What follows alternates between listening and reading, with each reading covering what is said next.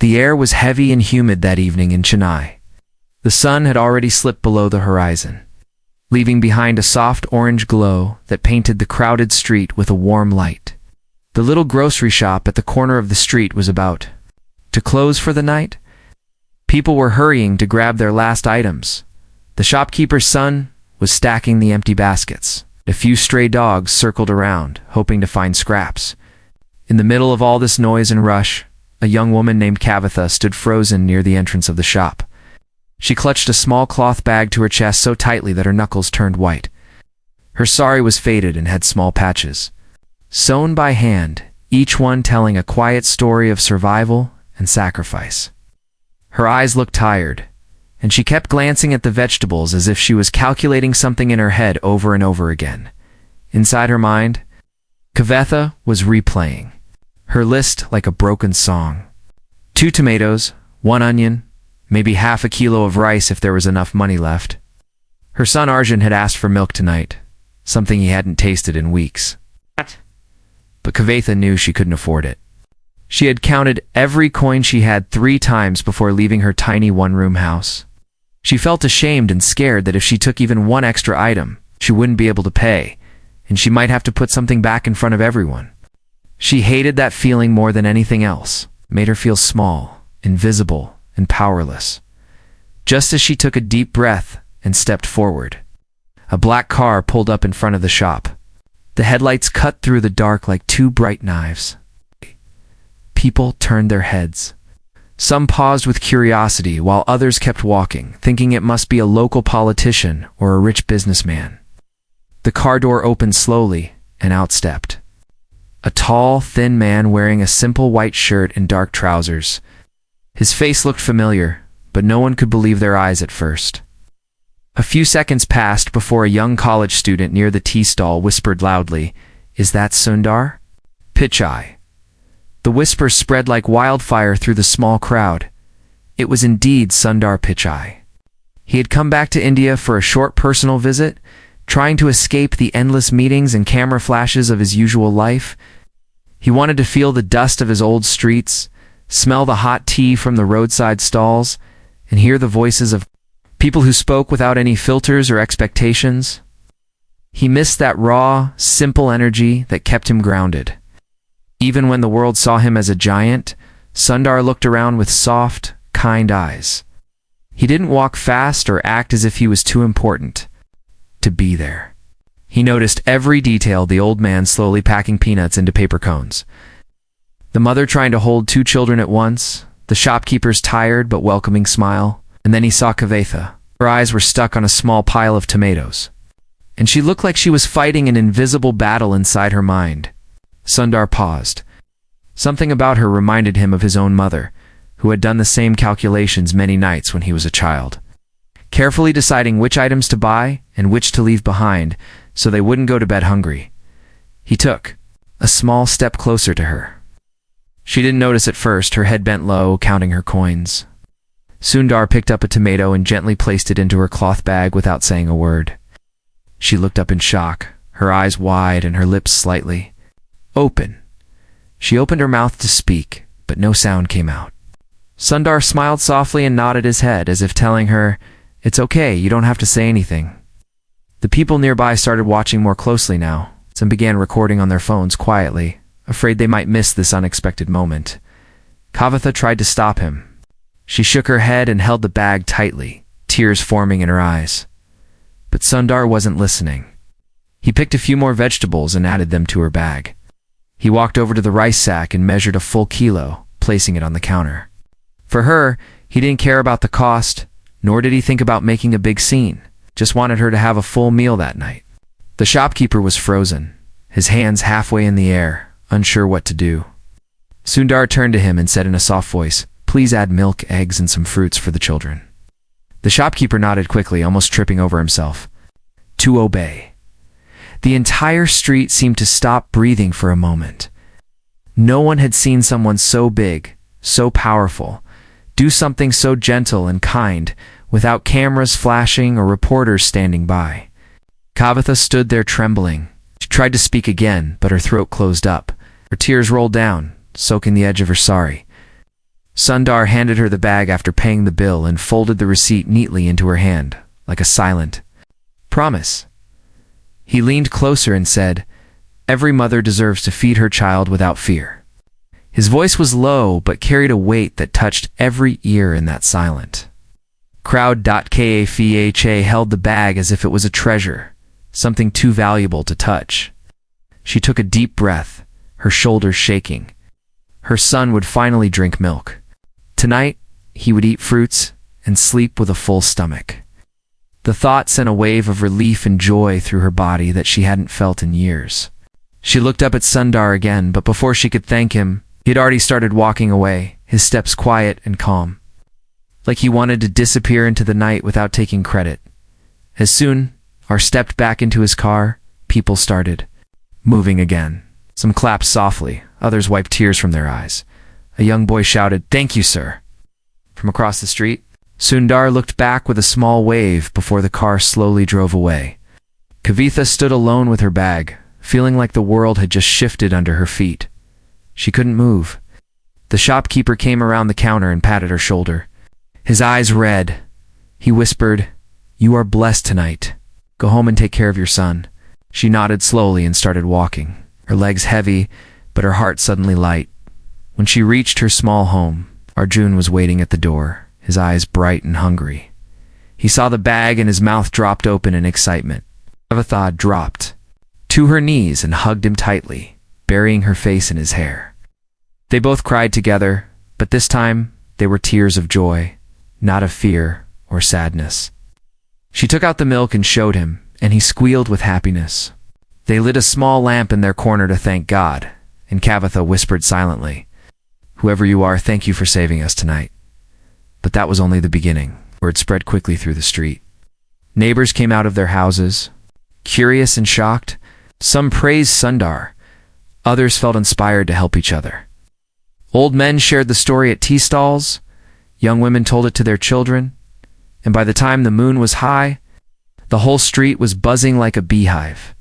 Everyone wondered why Sundar Pichai had chosen that small shop, that quiet mother that night. Some believed it was fate. Others thought it was a message from God, deep inside. Kavitha felt a strange warmth growing, like a seed finally finding water after a long drought. She knew her life would never be the same again, but she didn't know that this single act of kindness was about to set off a chain of events that would change not just her life, but the lives of everyone around. As she sat feeding Arjun that night, she kept glancing at the door, half expecting Sundar to walk in again. But the night stayed quiet, holding its secrets. The street slept slowly. One house after another, but Kavitha stayed awake, staring at the moon through the broken window, her mind spinning with questions. Why her? Why that night? And what would happen next? She hugged Arjun closer, not knowing that tomorrow would bring more surprises than she had ever imagined. She didn't know that this single bag of groceries would turn her into the heart of a story so big that even the biggest newspapers would write about it. But tonight, she chose to stay silent, holding her son and the bag of blessings close to her chest, feeling stronger than she had ever felt before. As the first dogs barked in the distance, and a cool breeze slipped through the cracks of her wall, Kavitha finally closed her eyes. She didn't know that when she opened them the next morning, her entire world and the world of her neighbors would be standing on the edge of something unforgettable. The morning sunlight crept slowly into Kavitha's small room, sliding across the cracked cement floor and gently touching her face. She opened her eyes slowly, still feeling the warmth of her son's little body pressed against her. For a moment, she forgot where she was. She felt an unusual peace, like she had woken up in someone else's life. Then, as her eyes adjusted, she saw the empty milk packet and the small pile of rice near her feet. It all came flooding back. Sundar, Pichai, the grocery shop, the heavy bag filled with more food than she had seen in weeks. She felt a sudden rush of gratitude so strong that it almost knocked the breath out of her. Arjun was still asleep, his tiny hand resting on her arm. She watched him breathe, each gentle rise and fall of his chest reminding her that today he was full and safe. She pressed a kiss on his forehead, tears threatening to come again. But today, they felt different. They were not the silent, heavy tears of fear and helplessness, but light, freeing tears that whispered promises of hope. Outside, the street had already come alive. The vegetable seller shouted the day's prices with a voice so loud it could cut through the morning haze. Children chased each other barefoot, their laughter echoing between the narrow walls. Old women sat in small circles, chewing betel leaves, and discussing everything from rising vegetable costs to neighborhood gossip. But today, their voices carried a different kind of excitement. A hidden electricity that buzzed under each word. Kavitha heard her neighbor, an old lady named Meenakshi, call out her name. Meenakshi had always been kind, but curious to the point of being nosy. Kavitha quickly wiped her tears and stood up, smoothing her sari. She opened the wooden door slowly, and as soon as she stepped out, she saw a small crowd gathered near her doorstep. Meenakshi stood at the front, her thin hands resting on her hips and her eyes bright with curiosity. Kavitha, Is it true? did Sundar Pichai really buy you groceries last night? People are saying he came here in a big car and filled your bag? Is it true, or just some wild story these boys cooked up? Meenakshi asked, her voice rising with every word. Kavitha felt her face turn red. She looked down, avoiding the sharp eyes staring at her. She wanted to hide, to disappear back into her room, but she also knew she owed these women some truth. She nodded slowly. The entire group gasped, as if they had seen a miracle unfold before their eyes. Some women covered their mouths, others exchanged looks of disbelief. A young girl clapped her hands in excitement, her bangles jingling like tiny bells. Amma, you are blessed. Blessed beyond words, shouted an old man from the side. He walked forward, his back bent and his eyes watery from age and emotion. I have lived on this street for 60 years, and never have I heard of something like this. Gods must be watching you, he added, shaking his head slowly. Kavitha tried to smile, but the attention felt too heavy, like a blanket she couldn't push off. Meenakshi stepped forward and took her hand, squeezing it gently. This is not just about you, dear, she whispered. This is a sign for all of us. A man like Sundar Pichai can come here. It means he sees us. He remembers us. Maybe there is hope for all of us. Soon more people gathered, each bringing stories of what they had seen or heard the night before. Some said Sundar had blessed the shopkeeper. Others claimed he had promised to come back and build a school. Rumors grew like vines, each twisting and turning in new directions. Kavitha felt her heart race. She looked back at her tiny home and saw Arjun peeking from behind the curtain, his big eyes filled with confusion and wonder. She rushed inside and picked him up, holding him close to her chest. Amma, why is everyone outside? He asked, his voice soft and trembling. She kissed his forehead again and said, They are happy for us, my son. They are happy that we got help from a kind man. Arjun nodded slowly, still not fully understanding, the waves of emotion crashing around him. By afternoon, the street had turned into a mini festival ground. People started arriving from neighboring lanes, drawn by the stories.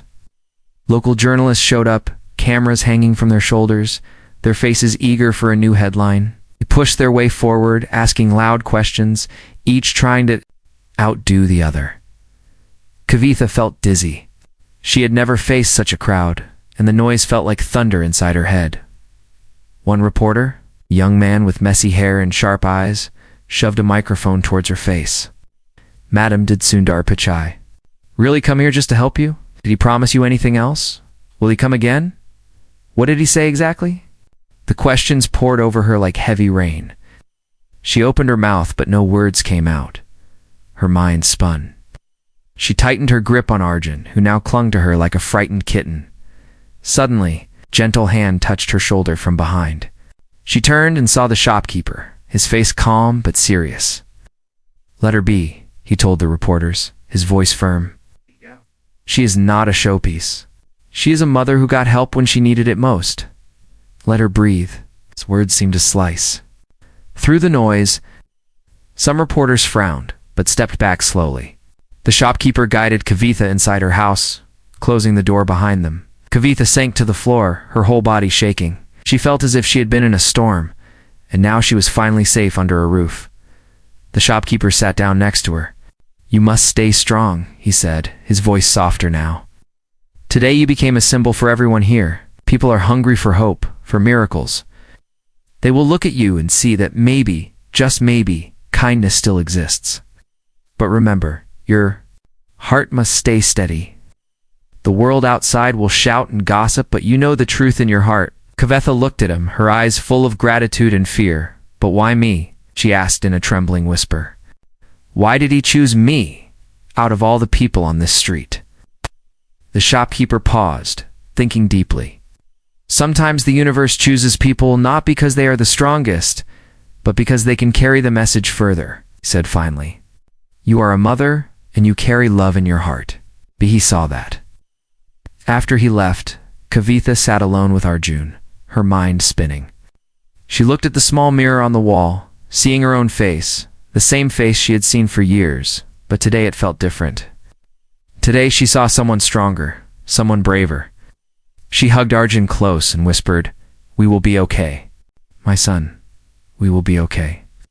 As the day faded into night, Kavitha heard knocks at her door again. She hesitated but slowly opened it. This time, it was her neighbors, each carrying small dishes of food, sweets, and fruits. Meenakshi stood at the front, holding a big steel pot of payasam.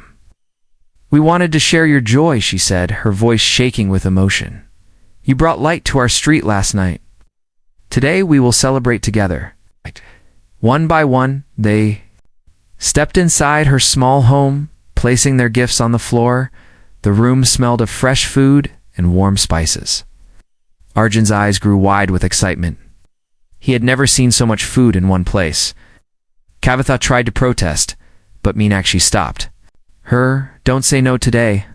Let us do this for you. Let us all feel this kindness together." Soon, the small house turned into a warm circle of laughter and soft voices. People sat close together, sharing stories, feeding Arjun sweets, and talking about the mysterious kindness of Sundar Pichai. Children played in the corner, chasing each other and pretending to be big heroes. For a few hours, the street felt like a family, connected by an invisible thread of love and respect. As the guests started leaving, Meenakshi stayed back, helping Kavitha clean up. She looked at Kavitha and said quietly, "Tonight, sleep peacefully. Tomorrow will bring more questions, more visitors. Remember, you are not alone now. We are with you." Kavitha hugged her tightly, her eyes closing as she took in the warmth of that promise. Later that night, after everyone had gone, Kavitha sat by the small lamp, watching Arjun sleep. She thought of Sundar Pichai again.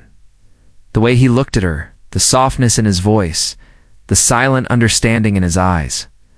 She wondered what he was doing now. Was he back in his hotel? Was he thinking about her? Or had he already forgotten? Moving on to another meeting or city? She didn't know that at that very moment Sundar was sitting in his room, looking out at the city lights, thinking deeply about her and the street he had left behind. He had felt something shift inside him. That night, it wasn't just about giving groceries. It was about remembering where he came from, about seeing his mother's face in Kavitha, about reconnecting with the part of himself that the world rarely saw. Sundar reached for his phone and opened a blank email draft.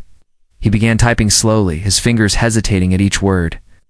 He wanted to do something more, something bigger, for that street. He had felt the pain and the hunger in those eyes, and he couldn't ignore it. As he typed, his heart beat faster. He was about to make a decision that would change not just Kavitha's life, but the lives of everyone on that street, forever. As Kavitha finally drifted off to sleep, a small smile on her face, she had no idea that tomorrow would bring news that would shake her world again. She didn't know that the kindness she received would become a wave so powerful that it would sweep through her entire neighborhood, leaving no one untouched. And as the moon rose high, lighting up the quiet street below, every door closed slowly. Every child curled up in bed, and every mother whispered silent prayers of hope. A gentle wind moved through the narrow lanes, carrying with it the soft scent of jasmine and the promise of new beginnings. But somewhere, in the shadows, a pair of eyes watched Kavitha's house carefully, filled with a strange mixture of curiosity and envy. A secret that no one knew yet. A secret that would explode soon and test Kavitha's strength like never before. The first rays of the morning. Sun washed over the narrow street like a gentle blessing, warming the tiled roofs and glinting off small puddles left by last night's cleaning. As the world outside stirred awake, Kavitha opened her eyes slowly. She had not slept deeply. Her mind was too full of questions and half-formed dreams. Yet she felt a strange energy flowing through her veins. Something she hadn't felt in years. A quiet but powerful hope that whispered, something good is coming. Arjun was already up, sitting cross-legged near the small window. He was humming softly, his fingers tracing invisible patterns on the dusty floor. Kavitha watched him, her heart swelling with love and a tender ache. Last night's food still sat in his belly, and for the first time in a long time, he looked peaceful, even carefree. She called to him softly, and he turned with a bright smile. That lit up the entire room. She gathered him into her arms and held him for a long time, breathing in the warm scent of his hair. Outside, the sounds of the street grew louder. The tea stall owner began heating the first pot of water, the metallic clink of glasses echoing. The vegetable seller set out his baskets, arranging them carefully in neat, colorful rows. Today, however, everything felt different. Whispers traveled through the air faster than the morning breeze. People gathered in small circles, heads close together, eyes bright with curiosity and excitement. Meenakshi was among the first to knock on Kavitha's door. She didn't wait for an answer before stepping inside, her hands full of fresh jasmine flowers. She placed them gently near the small lamp in the corner and turned to Kavitha, her eyes dancing with excitement. Did you hear? Did you hear what happened? She nearly shouted, her words tripping over each other. Kava blinked, shaking her head slowly. Meenakshi leaned in closer. Sundar Paika. He sent a letter. A real letter from his office. Arrived at the shop this morning. They say he is planning to help our entire street. Her voice broke with emotion, her old hands fluttering like birds. Kavitha felt her knees weaken. She sat down heavily, her hands shaking as she held Arjun tighter. Her heart pounded so loudly that she could hardly hear anything else. A letter? Help for the entire street? She looked at Meenakshi, searching for any sign that this was just another rumor, another passing fantasy. But Meenakshi's eyes were clear and shining with truth. The shopkeeper is reading it aloud right now. Meenakshi continued breathlessly, Come, we must go. Kavitha stood up slowly, her mind spinning. She felt as though she was floating above her own body, her feet moving on their own. She carried Arjun in her arms as they stepped outside, greeted immediately by the warm, eager noise of the gathering crowd. People from nearby streets had joined, pushing forward gently, trying to get closer to the shop entrance where the shopkeeper stood holding a crisp white envelope. The shopkeeper, a man usually calm and reserved, looked overwhelmed. His eyes were red and his hands trembled slightly as he held up the letter. He cleared his throat several times before he finally found his voice. Dear friends, he began, his voice cracking with emotion. This morning I received this letter from Mr. Sundar, Pichai's office. He has written to us, to all of us. A wave of gasps and murmurs spread through the crowd like ripples on water. He continued reading. He says he saw something last night that moved him deeply. He saw the strength, the kindness, and the struggles of this street. He writes that he wants to support us, not just with groceries, but with real change. He wants to build a community. Center here, a place where children can learn, where mothers can come together and support each other, where no one has to feel alone. Kavitha felt her breath catch in her throat. Her fingers dug into Arjun's shoulders as tears streamed down her face. She looked around and saw others crying too. Men wiped their eyes with the ends of their shirts. Women hugged each other tightly. Children looked up at their parents with wide, shining eyes. The shopkeeper's voice grew steadier as he continued. He says he will send a team to start work immediately. Wants to offer free classes for children, skill training for women, and a small health clinic. He says he has not forgotten where he came from, and he wants to remind us that we all have the power to rise. Someone in the back shouted, "Long live Sundar Pichai!" And the words were picked up quickly, echoing across the narrow lanes.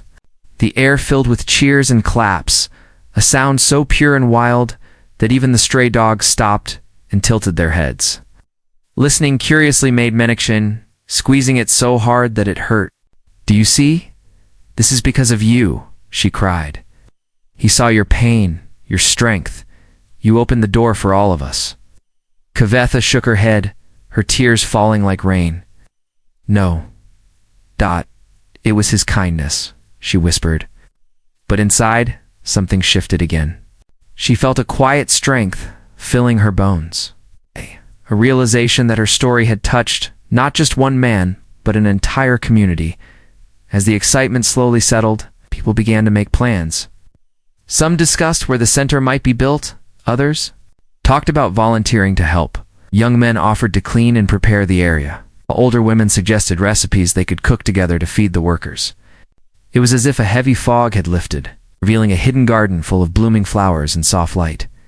That afternoon, officials from Sundar's foundation arrived in sleek cars, carrying blueprints and folders. They stepped out, smiling warmly, and began speaking with the community. They showed diagrams of the center, explaining each section patiently. They listened carefully to every suggestion, nodding and taking notes. No one had ever asked them for their opinion before. No one had ever treated them like they mattered so much. Kavitha watched from a distance, her heart swelling with pride and fear at the same time. She saw Arjun run toward, a young woman from the team pointing at the colorful pictures. The woman knelt down, laughing gently, and showed him how the new classroom would look. Kavitha covered her mouth with her hand, her shoulders shaking with silent sobs. For once, Arjun's future looked bright, not like a distant star too far to reach. As evening fell, the workers began marking the ground where the new center would rise. Neighbors brought cups of tea and plates of hot vadai, encouraging them with shy smiles. It felt like a festival, but it was more than that. It was the rebirth of a street that had long been forgotten by the city around it, while everyone was busy. Kavitha slipped back to her house, needing a moment alone. She sat by the small lamp, staring at the flickering flame. Her mind replayed everything: Sundar's quiet kindness, the letter, the sudden rush of visitors, the smiling faces of her neighbors. It felt as if she was standing at the edge of a vast ocean, waves of change crashing at her feet, inviting her to step in. But just as she closed her eyes, she heard a soft knock at the door. She opened it slowly and found a man standing there. He was thin, wearing an old shirt that hung loosely on his bony frame. His eyes were sharp, too sharp, and they darted around quickly as if searching for secrets. "Can I come in?" he asked, his voice smooth but carrying an edge. Kavitha hesitated, her instincts warning her. But before she could answer, he stepped inside, his movements quick and silent. "I saw everything," he said, leaning against the wall. "The groceries, the letter, the crowd. Do you know what you've started here?" Kavitha felt her heart pound in her chest. She didn't like the way he looked at her, like a hunter watching his prey. "What do you want?" she asked softly, pulling Arjun closer behind her. The man chuckled, a low sound that sent a chill down her spine. "I just want you to remember something," he said, stepping closer. "Where there is kindness, there is always someone waiting to twist it. People will come to you now with smiles on their faces but knives in their hands. They will ask for help, for money, for favors, and if you refuse, they will turn against you faster than you can imagine." Kavitha's mouth went dry. She tried to speak, but no words came out. "You think Sundar Pichai's kindness will protect you forever?" The man continued, his eyes narrowing. "You are naive. They will make you their symbol, then tear you down when it suits them." He turned to leave, pausing at the door. "Watch carefully," he said softly, almost like a whisper. "The true test has just begun." He disappeared into the night, leaving Kavitha frozen, her heart pounding so loudly that she felt it echo in her skull. She hugged Arjun tightly, her mind spinning with fear and confusion. She didn't know who that man was or why he had come, but his words planted a dark seed in her heart. Outside, the street was still alive with laughter and plans. But inside Kavitha's home, shadows crept along the walls, whispering doubts and fears. She closed the door and sat down, pressing Arjun against her chest as if he were her only anchor in a rising storm. As she rocked back and forth, her tears fell silently onto his hair. She wanted to believe in the goodness that had flooded her life so suddenly. She wanted to hold on to the light that Sundar had given her. But now, a crack had formed in her heart, a small voice asking if kindness was enough to fight the darkness that might come. She looked at the small lamp flickering beside her. It felt weaker tonight, as if it too sensed the approaching storm. She prayed silently, asking for strength, for clarity, for protection not just for her, but for Arjun, and for the entire street that now looked up to her as their beacon of hope.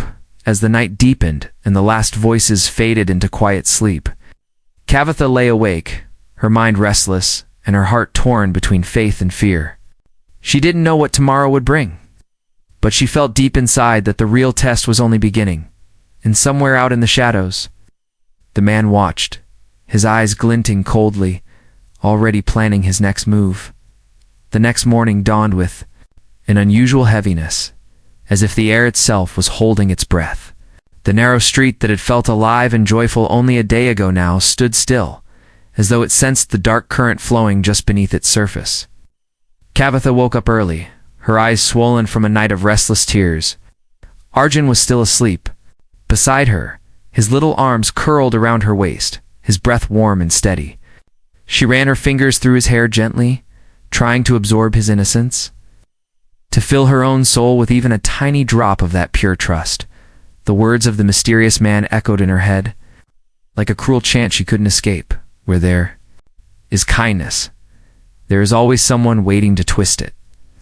Each time she closed her eyes, she saw his face, those sharp, hungry eyes that seemed to see right through her. She felt as though she was standing on the edge of a cliff, the wind threatening to push her into an endless darkness. But as she looked at Arjun, she knew she had no choice but to be strong. She had to stand for him, for her neighbors, and for the tiny flicker of hope that had begun to grow in their hearts. Outside, the street began to stir. People peeked out from their doorways, their faces a mix of excitement and nervous curiosity. The foundation team had promised to come today to finalize the plans for the community center. Children gathered in small groups whispering about the new classrooms and play areas they had seen in the colorful sketches. Old men sat in circles, discussing what they thought the center should include. Some wanted a small library. Others dreamed of a health clinic with a real doctor who wouldn't turn them away. Meenakshi came to Kavitha's house again, carrying a fresh garland of jasmine and a small steel tiffin box. "You must eat," she insisted, her voice soft but firm. "You can't fight on an empty stomach." Kavitha tried to smile, but it came out crooked, almost painful. She accepted the food, knowing it was more than just a meal. It was a gesture of love, a silent promise that she was not alone. As the two women sat together, Meenakshi began to talk about her own youth. She shared stories of how she had once dreamed of becoming a teacher, of how life had thrown obstacles in her path until she ended up selling flowers. Kavitha listened quietly, feeling the deep ache in Meenakshi's voice. For the first time, she realized that everyone around her carried invisible scars, quiet wounds that shaped their souls. The world had taught them to survive in silence, to bend under the weight of fate without making a sound. Just as Meenakshi was about to leave, a loud commotion erupted outside. They rushed to the door and saw a group of men gathered near the tea stall. Their voices rose sharply, words flying like knives through the air. At the center of the group stood the same thin man who had visited Kavitha the night before. His face twisted into a sly smile as he addressed the crowd, his hands waving dramatically. "Think, my friends," he shouted. "Do you really believe this is all free? Do you really think a rich man like Sundar Pichai gives without expecting something in return? Nothing in this world comes without a price." His words cut through the morning calm like a blade. People shifted uneasily, some nodding slightly, others frowning in confusion. Meenakshi grabbed Kavitha's hand tightly. "Don't listen to him," she whispered. "He wants to poison their minds." But the man continued, his voice rising. Mark my words. He will make you dependent on his charity. Today he gives you rice. Tomorrow he will make you beg for it. They want to make this street a display for their own fame, a photo opportunity for their papers. He pointed towards Kavitha's house, his eyes gleaming dangerously. She is the puppet they chose to dance for them. A hush fell over the crowd. Eyes turned towards Kavitha, some filled with confusion, others clouded with sudden suspicion. Kavitha felt her knees weaken, her breath caught in her throat. She stepped forward, wanting to speak, but no words came out. The man smirked, seeing her struggle. She has already accepted their help, he continued, his voice dripping with contempt. She is the reason they will control us. She is the reason we will lose our pride. Meenakshi stepped forward fiercely, her frail frame shaking but her voice strong. Enough, she shouted. You poison us with your lies. She did not ask for this kindness. It came to her because she needed it. She did not sell her pride. She is stronger than any of us. But the man only laughed, a cold, sharp sound that echoed off the narrow walls. Watch, he said softly, almost to himself. They will turn on her. They always do. And with that, he disappeared into the crowd, leaving behind a thick silence that pressed on every heart. Kavitha felt the eyes on her, their warmth gone, replaced by a cold, uncertain curiosity. Some neighbors looked away quickly, ashamed of their sudden doubts. Others stared openly, as if seeing her for the first time. Kava turned and stumbled. Back into her house, her legs barely supporting her weight. She collapsed near the lamp, her fingers gripping the edge of the small wooden stool. Arjun ran to her, his little arms wrapping around her shoulders. Amma, why are they angry? He asked, his voice trembling. Kavitha hugged him tightly, burying her face in his hair. She didn't know how to explain the cruelty of fear and jealousy to a child, whose world was still painted in simple colors. As she rocked back and forth, she heard a soft knock at the door. It opened slowly, and the shopkeeper stepped inside, his eyes heavy with worry. He sat down beside her, placing a gentle hand on her shoulder. They're scared, he said softly. They have lived in darkness for so long that when light comes, they don't know how to accept it. They think it will burn them instead of guide them. Kavitha looked up, her tears blurring his face. But why me? She whispered. Why? Do they hate me now? I did nothing but accept help for my son. The shopkeeper sighed deeply. Because you became the face of change, and change frightens people more than hunger. But remember, the same hearts that doubt you now will come back to you when they see your truth. Do not break. His words planted a small seed of strength inside her, though it still felt fragile. He stayed with her until her breathing slowed, until Arjun fell asleep in her lap. Before leaving, he looked at her one last time and said, Hold your ground. They will understand, even if it takes time. That night, Kavitha stayed awake again. She listened to every sound outside, the dogs barking, the old gates creaking, the occasional cough from a neighbor's window. She felt the weight of so many eyes on her house, heavy and watchful. She prayed silently, her lips moving quickly, her heart begging for mercy and clarity. Meanwhile, Sundar Pichai sat in his hotel room, unaware of the storm brewing on that little street. He looked at the blueprint of the community center spread out before him. His fingers traced each line, each room meant to bring hope and dignity. He imagined the children studying under a fan instead of sweating in the heat, the mothers learning skills that could bring them independence. The old men finding a corner to rest and share stories. He felt a warmth spread through his chest, a quiet pride in using his success for something pure. But then his phone buzzed. He picked it up and saw a message from one of his team members.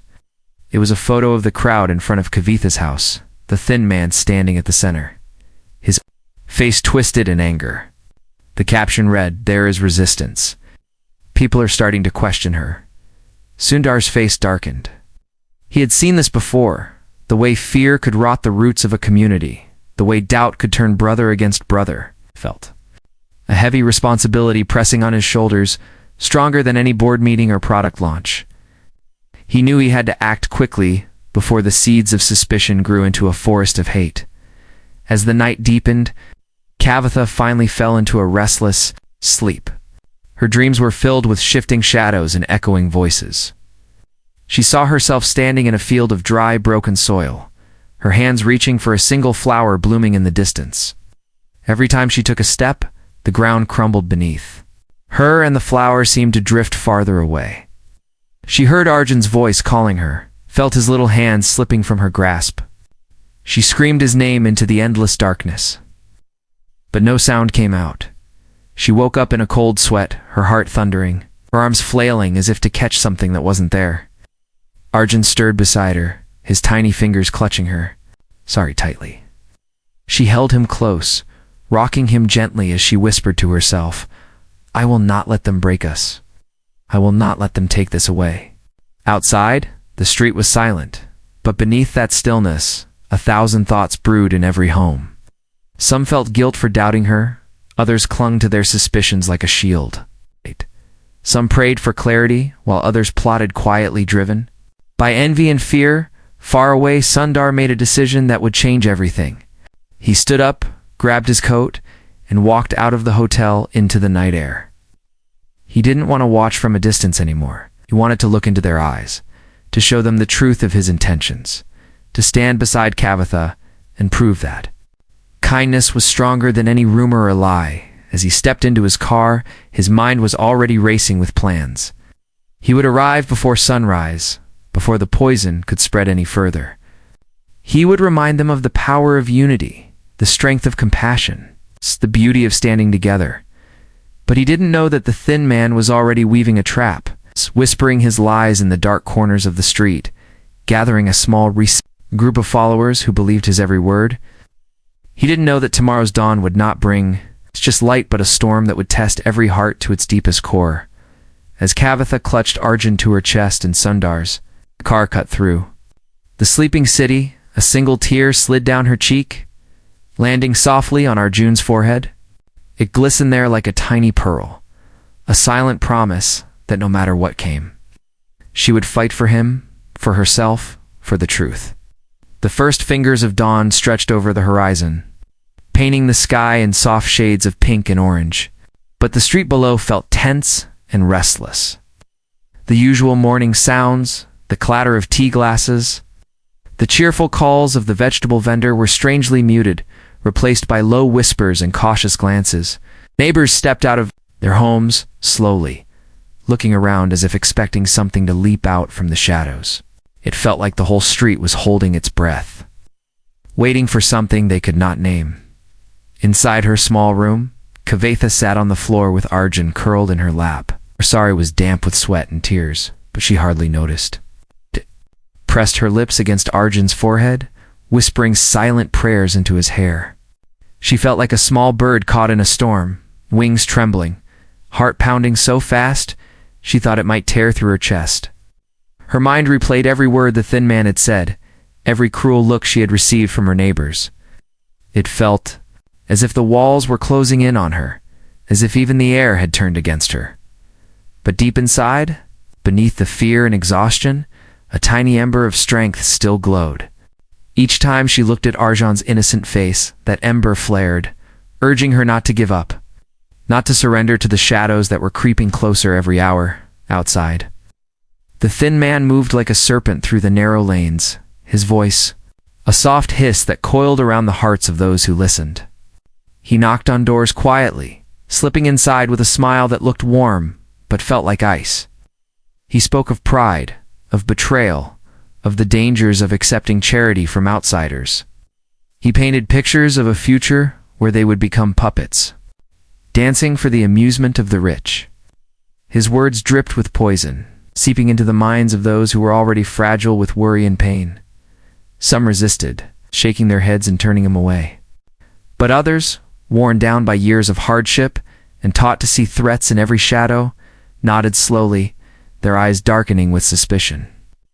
They gathered in small groups, their voices low but sharp, like knives scraping against stone. Meenakshi stood outside her door, watching all of this with eyes that shone with both anger and sorrow. She wanted to scream, to shake them out of their fear, but her voice felt too small against the rising tide of doubt. How's her heart aching? She knew that Kavitha was at the center of this storm, that every rumor, every hateful word was aimed like an arrow at her fragile spirit. At that moment, Sundar's car turned into the street, its headlights slicing through the early morning haze. People stopped in their tracks, turning to watch as it rolled slowly forward. Sundar stepped out, wearing a simple white shirt and dark trousers, his face calm, but his eyes burning with determination. He looked around, taking in every detail: the huddled groups, the closed doors, the silent glares. He felt the weight of 1,000 unspoken fears pressing against him, but he stood tall, his shoulders squared. He walked toward Kavitha's house without hesitation.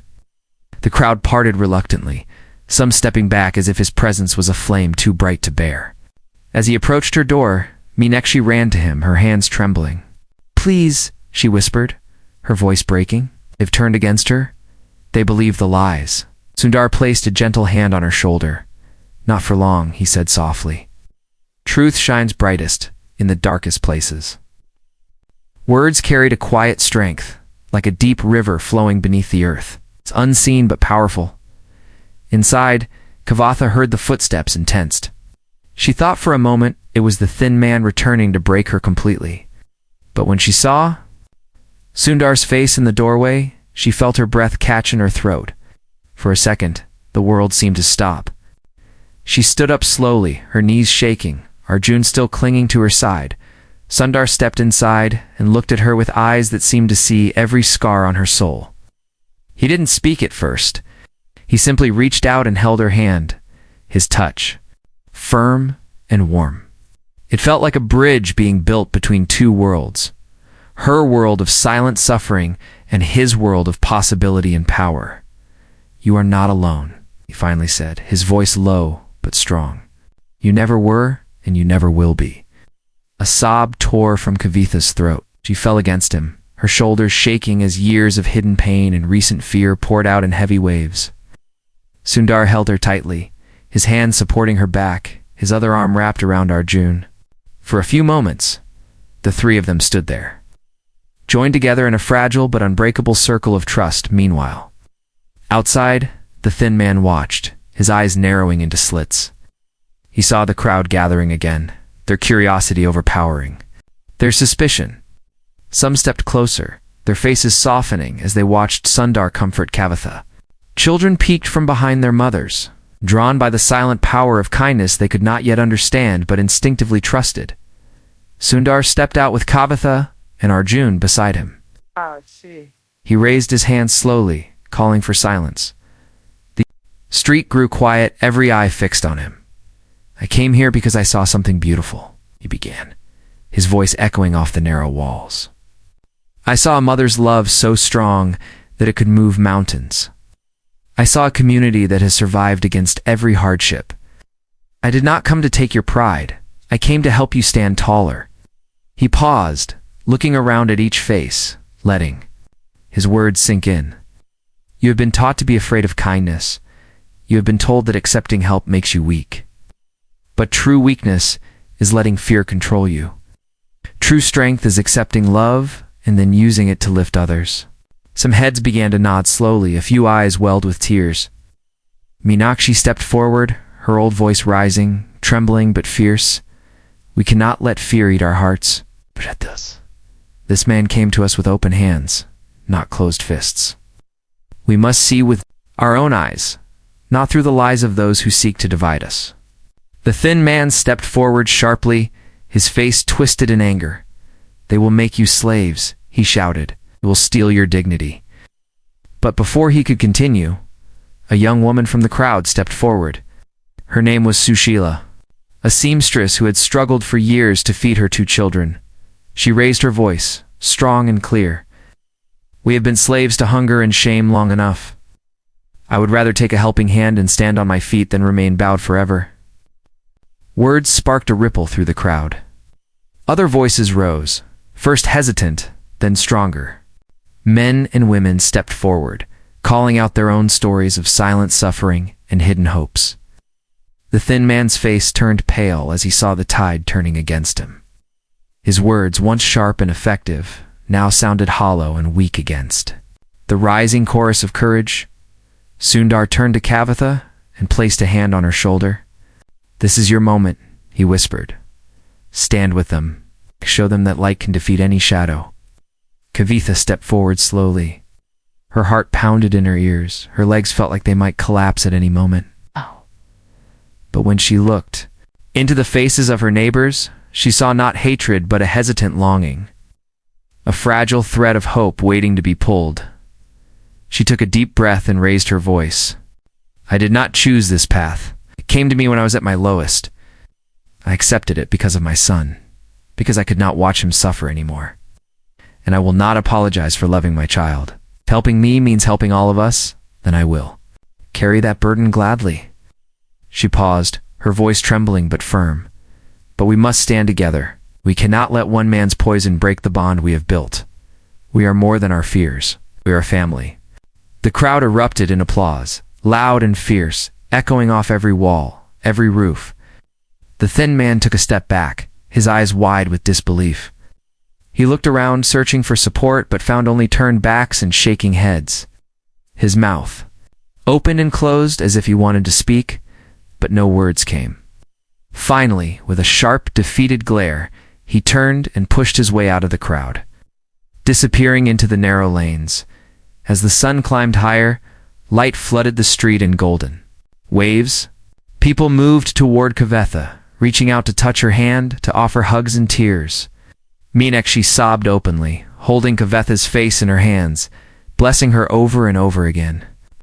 Children ran around, their laughter returning like bird song. After a long, harsh winter, Sundar stood back for a moment, watching, his eyes misty. He felt the heavy knot in his chest loosen, replaced by a warmth that spread through his entire being. He knew the battle wasn't over. There would be more challenges, more moments of doubt. But today, they had taken the first step toward healing, toward reclaiming their dignity and faith. Workers from Sundar's foundation arrived, carrying materials and tools. They set up tents and began marking the ground for the new community center. People gathered to help, passing bricks, pouring water, cooking meals for the workers. The street transformed into a vibrant heartbeat of energy and purpose, each person finding a small but vital role in this shared dream. As evening approached, Kavitha sat with Arjun and Meenakshi on the doorstep. They watched the workers, the neighbors laughing and planning, the children chasing each other under the softening sky. Kavitha felt a tiredness settle deep into her bones. But it was a good kind of tired, the kind that comes from fighting for something true. Arjun rested, his head in her lap, humming to himself. She brushed his hair back gently, her heart overflowing with love. She looked at Sundar, who was sitting nearby. His head tilted back as he watched the sky turn from gold to purple. She whispered softly, as if to herself, maybe tomorrow will be kinder. Meenakshi squeezed her hand, nodding. Tomorrow will be kinder because we made it so today, she said, her voice gentle but unshakable. But just as they began to relax, a sudden cry broke through the air. A young boy came running down the street, his face pale, his chest heaving. He shouted, "The thin man. ... He didn't leave, went to the authorities. He said, we are building illegally. They're coming to stop the work." A heavy silence slammed over the crowd like a door. Sundar stood up sharply, his eyes narrowing, his jaw tightening. Kavitha felt her breath catch in her throat, looked around, seeing the fear ripple through the people, their newly lit hope flickering dangerously. Meenakshi stood up too, her hands trembling. "We cannot let them destroy this," she whispered, her voice shaking. Kavitha felt Arjun's small fingers tighten around hers. She looked down at him, then up at the crowd that had just begun to believe again. Her chest rose and fell quickly, her mind screaming with fear and anger. And as she stood up slowly, facing the gathering storm once more, she felt something shift. Inside her, a deep, unmovable strength rising from the ashes of her pain. The battle was not over. It had only just begun. Sundar smiled, stepping into his car, watching as the street receded behind him. He knew he would return, not as a savior, but as a brother, as one of them. The car moved slowly, and he looked out the window, the faces of the people glowing like tiny lanterns in the darkness. Inside her home, Kavaitha sat with Arjun Meenakshi and a few other neighbors. They shared a simple meal: rice, lentils, and a small piece of mango pickle. It tasted better than any feast she had ever known. As she ate, she looked around, seeing love and laughter and life shining in every corner. Arjun leaned against her, his eyelids heavy. "Amma," he murmured, half asleep. "Tomorrow. ... Will we build more?" She kissed his forehead, nodding. "Just my son," she whispered. "Tomorrow and every day after." Outside, the streets slept under the moons. Gentle gaze, but inside each heart, a flame burned steady and bright. A flame that no wind could extinguish, no lie could smother. And so, a street that had once been just another forgotten line on a city map became a beacon of resilience and unity, not because of one, it's a man's charity, but because of a woman's courage, a community's love, and the unyielding power of standing together.